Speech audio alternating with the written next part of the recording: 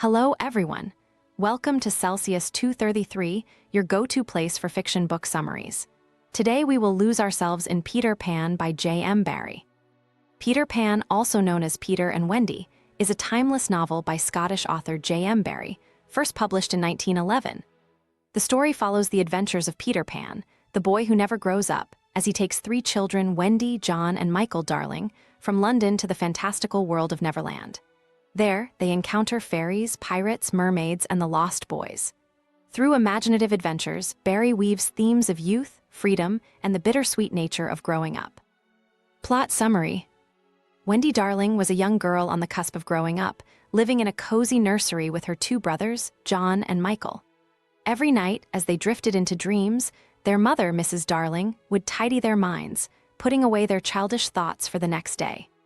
But lately, something unusual had been happening. The children were dreaming of a boy named Peter Pan, whose name seemed scrawled across their minds. One night, while Mrs. Darling was dozing by the fire, Peter Pan himself flew into the nursery, accompanied by a tiny, glowing fairy named Tinker Bell. Peter had come to retrieve his shadow, which had been left behind during a previous visit. Awakened by Peter's crying, Wendy gently sewed his shadow back onto him. In return, Peter invited her and her brothers to fly with him to Neverland, the magical island where he lived, a place filled with mermaids, fairies, pirates, and adventures beyond their wildest dreams. With a sprinkle of fairy dust and happy thoughts, the children soared out of their nursery window, following Peter through the starry night to Neverland. Neverland was not merely a fantasy, but a living, breathing place shaped by the imagination of children. The island teemed with wonders, colorful lagoons, enchanted forests, and secret hideouts, but it also held dangers. The infamous pirate Captain Hook ruled the seas, ever on the hunt for Peter Pan, the boy who had cut off his hand and fed it to a hungry crocodile. Now, Hook lived in constant fear of the ticking reptile, which followed him, waiting for the chance to finish the job. Upon arriving in Neverland, Wendy, John, and Michael found themselves caught in a whirlwind of excitement. Peter introduced them to his band of lost boys, children who had fallen out of their prams and been forgotten by their parents. Without a mother to care for them, they looked to Wendy for comfort, and she eagerly took on the role, telling them stories and tucking them in at night. But as much as Neverland was a playground of delight, it was also a battleground. The boys were constantly on guard against Captain Hook and his crew, as well as the native tribes who lived on the island. Yet, Peter, with his cocky smile and fearless attitude, always seemed to be one step ahead of danger.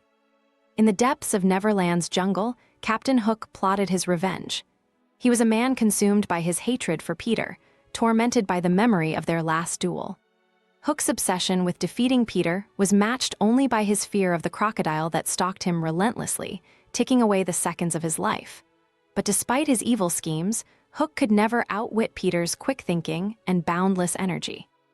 While Peter and the Lost Boys thrived on the island's dangers, Wendy began to feel the weight of responsibility. She cared deeply for the Lost Boys, but she missed the safety and comfort of her home in London.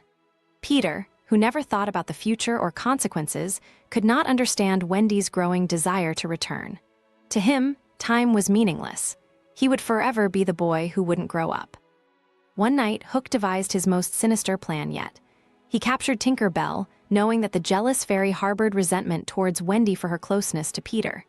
Using this to his advantage, Hook tricked Tink into revealing the location of Peter's secret hideout. Armed with this knowledge, the pirates launched a surprise attack. Wendy, John, Michael, and the Lost Boys were captured and taken aboard Hook's ship, the Jolly Roger. Hook left behind a deadly gift for Peter, a bomb, disguised as a present, meant to blow him to pieces while he slept. But Tinker Bell, though still jealous, could not let Peter perish. Racing against time, she snatched the bomb just as it was about to explode. The blast nearly ended her life, but her devotion saved Peter, who rushed to her side. With a fierce determination, Peter flew to Hook's ship to rescue his friends. A fierce battle erupted between Peter and the pirates. The Lost Boys and the Darling children fought bravely, but it was Peter who faced Hook in a final, climactic duel. On the deck of the Jolly Roger, the two enemies clashed, Hook's blade meeting Peter's dagger. The air was thick with tension, as Hook's every movement was followed by the ticking of the crocodile. In the end, Peter's agility and youthful spirit triumphed. Hook, overbalanced and defeated, fell into the jaws of the waiting crocodile, finally meeting his doom. With Hook gone, the pirates scattered and the children were free. But as the excitement faded, Wendy realized it was time to return home. The lost boys, seeing in her the mother they had always longed for, wished to come with her. Peter, however, refused. He could never leave Neverland, never grow up, and never embrace the life of responsibility that awaited Wendy.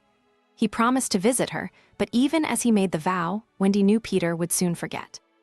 Peter flew Wendy, John, and Michael back to their nursery window. When they arrived, they found their parents waiting, hearts full of love and worry. The lost boys, too, found a new home with the darlings, welcomed as part of the family. But Peter, unable to stay in a world of adults, slipped away silently, back to Neverland, where the sun always shines, the adventures never end, and the boy who wouldn't grow up could remain forever young. In the years that followed, Wendy grew older, as children must. She often thought of Peter, wondering if he still visited the nursery window, searching for her. And though she grew up, married, and had children of her own, she never forgot the boy who had taken her hand and taught her to fly. If you loved this, don't stop here. Check out other books by J.M. Barrie. You'll find them below or on Celsius 233.